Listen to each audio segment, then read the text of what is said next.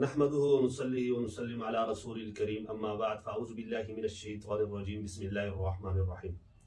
رمضان میں کون سی عبادت افضل ہے؟ سب سے پہلے تو رمضان المبارک کا مہینہ جو ہے بہت برکتوں والا مہینہ ہے، تو اس میں جو اہم چیز ہے وہ تو ہے فرائض کی ادائیگی، یعنی روزہ رکھنا، فرض نمازوں کو ادا کرنا اور باجماعت ادا کرنا۔ اس کے بعد ہے تلاوت کرنا، چونکہ قرآن مجید کا نزول یعنی قرآن مجید کو رمضان المبارک کے مہینے میں نازل کیا گیا، اس وجہ سے تلاوت کرنا سب سے زیادہ بہتر ہے۔ اس کے بعد نوافل کی ادائیگی، یعنی نوافل پڑھنا، تہجد ہے جیسے، یا اشراق، چاشت، اوابین وغیرہ جتنے بھی نوافل ہے اس کا اہتمام کیا جائے۔ یہ سب اعمال جو ہے اس کا ایک عمل کے بدلے 70 گنا ثواب ملتا ہے، یعنی اگر آپ ایک عمل کریں گے، 2 رکعت نفل پڑھیں گے تو اس کا 70 گنا